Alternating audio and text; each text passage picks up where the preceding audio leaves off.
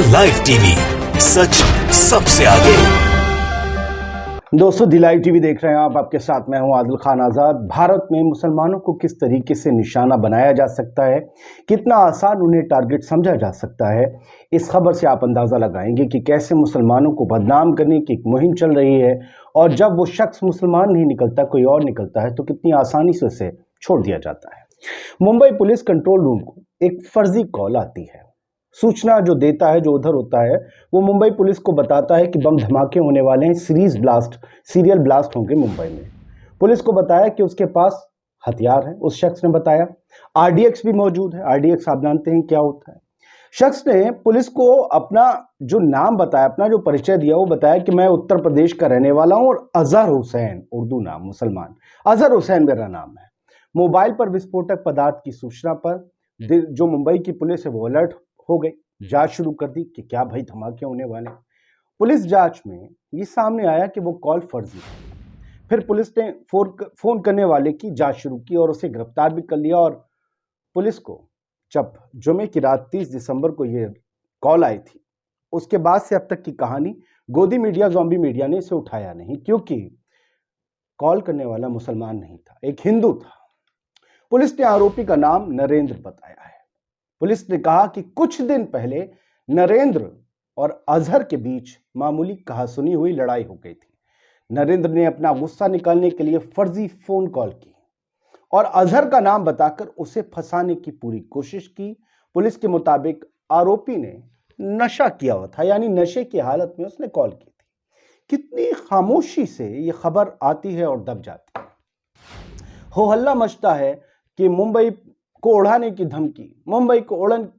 धमकी अजहर नाम के शख्स ने कॉल की। लेकिन जैसे ही अजहर नरेंद्र निकलता है, यह खबर दब जाती है। क्यों, आपको पता है, इस मुल्क में मुसलमानों के खिलाफ नफरत का एक हवा खड़ा कर दिया गया है। एक नफरत की दुकान सजा दी गई है, जिसमें हर तरह के, कुछ बेशरम रंग के गमछे पहनने वाले लोग, कुछ व्हाइट कॉलर लोग जो सच सवर कर आ जाते हैं स्टूडियोज में, उन सब ने इस दुकान को चलाने का ठेका ले रखा है। कुछ हमारे सांसद जो वहां बैठते हैं, लेकिन मानसिकता उनकी वही है जो सरहद पार बैठे कुछ लोगों की है, जो यहां के लोगों से कहते हैं कि चाकू छुरियां तेज कर लो। लोगों को एक दूसरे का खून बहाने के लिए उद्वेलित करते हैं।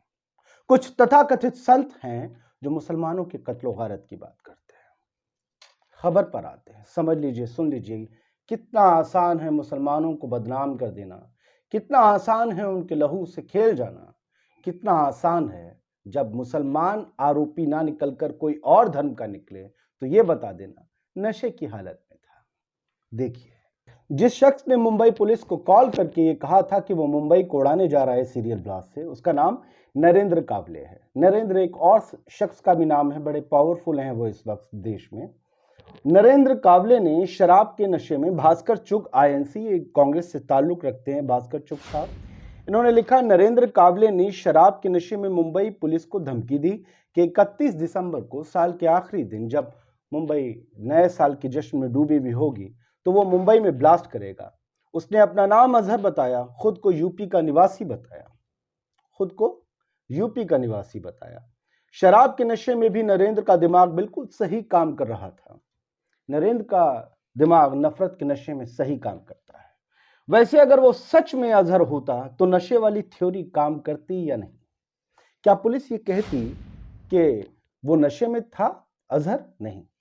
मुझे लगता है कि अब तक अजहर के पास से कुछ हथियार तो निकल ही आते हैं। हो सकता है प्रेशर कुकर बॉम्ब भी निकल आता है, नहीं है तो उसके तार या तंबूरे कहीं ना कहीं से सरहद पार से जुड़ गए होते हैं। गिटार का तार ही लगा देते और कहते कि ये पाकिस्तान से जाकर जुड़ता है। अब तक तो अजहर का कुछ ना कुछ हो गया होता। सरहद पार उसने ट्रेनिंग ली थी, ये भी सिद्ध हो चुका होता। सूत्रों के हवाले से या मूत्रों के हवाले से हमारे ज़ॉम्बी चैनल्स ये खबर चला चुके होते हैं। सूत्रों के कम, मूत्रों के हवाले से वो ज्यादा चला। एएनआई की जो है एक स्क्रीनशॉट शेयर करते हुए भास्कर चुग साहब ने ये सवाल उठाया है। एएनआई लिखता है, Mumbai police control room received a call last night warning of blast in the city on 31st December. The caller named one Azhar from UP. Also stated he has weapons and RDX Probe revealed that one Narendra Kavle made the call in drunken state. Manor State case registered. कि नरेंद्र कावले ने अजहर बनकर call की, बताया हथियार हैं RDX से मेरे पास, मुंबई को उड़ा दूंगा, तहस नहस कर दूंगा, लेकिन उसने नशे की हालत में ये किया था, पुलिस ने उसे पकड़ लिया। अब लवली जो हैं, लवली 92698976, उन्होंने ट्वीट्स की एक सीरीज है उनकी, ये पूरा थ्रेड है, मैं पढ़ने जा रहा हूं। ये वो सवाल हैं जो मेरे मन में है, ये वो सवाल हैं जो आपके सवाल हो सकते हैं, ये हर आम इंसान, हर आम भारतीय के सवाल हो सकते हैं। लवली लिखते हैं, नशे में कौन? एक आदमी कंट्रोल रूम में फोन करके कह रहा है कि मैं शहर में ब्लास्ट करने वाला हूं, मेरे पास हथियार और बारूद दोनों हैं। उसने अपना नाम अजहर बताया और बताया मैं यूपी का रहने वाला हूं। पुलिस जांच करने लगती है, जांच में पता चलता है कि ये यूपी का अजहर नहीं बल्कि पड़ोस का नरेंद्र है। थ्रेड आ गया दूसरा, आप देख लें ट्वीट, यानी कावले हैं तो महाराष्ट्र के ही होंगे। पुलिस ने साथ में यह भी पता लगा लिया कि चिंटू ने ऐसा शराब के नशे में किया।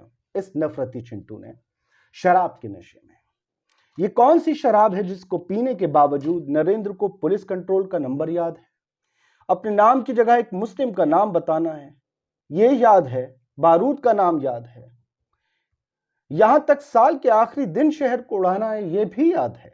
उसी शराब का नाम है नफरत, एक खास संप्रदाय के प्रति नफरत, जिसको बदनाम करने के लिए एक हिंदू लड़की बुर्का पहनकर उनके बीच घुस जाती है। वही काम नरेंद्र ने किया है। वो घटना आपको याद होगी, बुर्के वाली।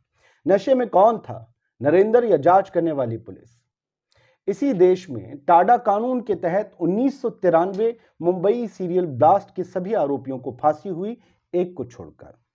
एक ऐसा शख्स जिसके घर से AK-47 बरामद हुई थी, उसे महज कुछ साल जेल में बिताने पड़े और फिर उसे बरी कर दिया गया।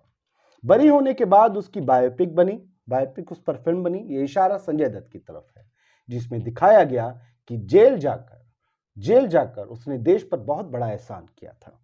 नशे में कौन था जिसे नहीं मालूम कि 600 राउंड प्रति मिनट दागने वाली AK-47 एक प्रतिबंधित बंदूक है और उसका किसी नागरिक के पास पाए जाने का मतलब क्या है?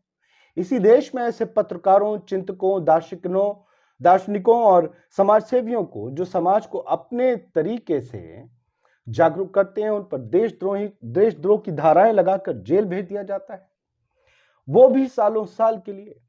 कानून ये भी नहीं देखता कि उनकी उम्र क्या है, बीमार, बुजुर्ग, सबको जेल में डाल दिया जाता है। फादर स्टेन इसका उदाहरण है। जांच के नाम पर मिलती हैं कुछ किताबें, बिजली के बिल और दवाइयों की पर्ची।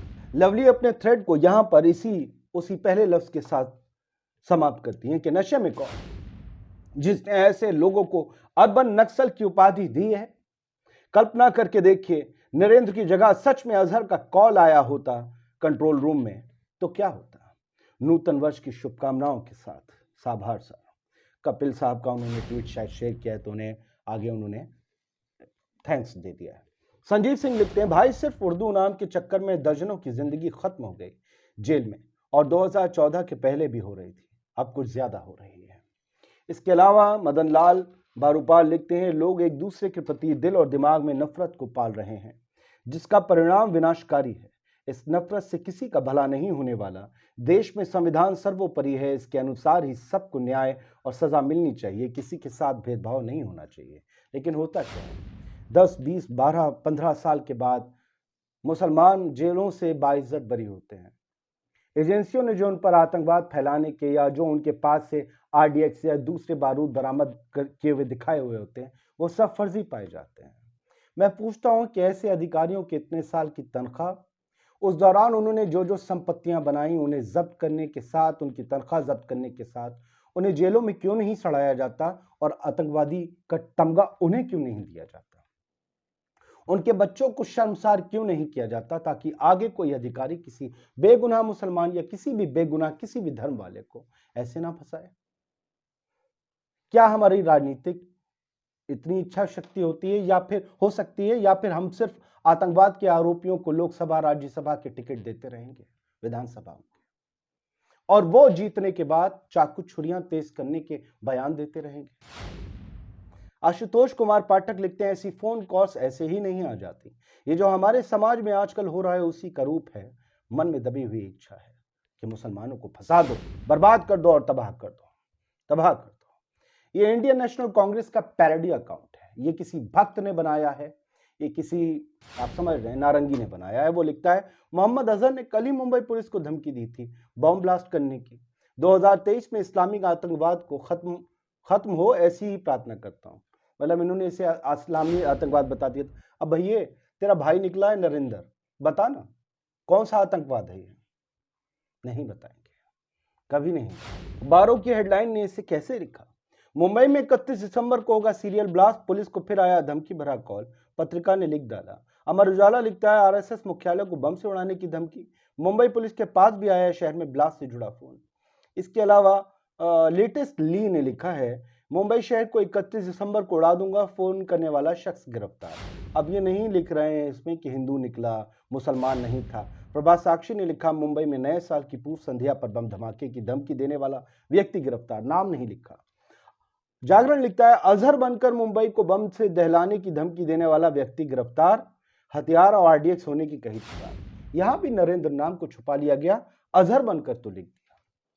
मुसलमान चारा है, मुसलमान खुराक है, और मुसलमान कुछ राजनीतिक दल, कुछ सांस्कृतिक तथाकथित संगठनों की नफरत की जो वो लौ जलाते हैं उसकी खुराक है।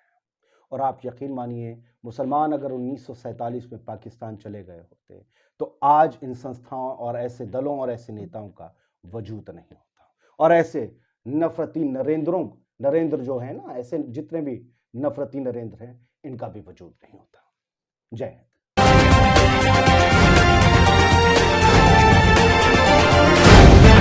द लाइव टीवी, सच सबसे आगे।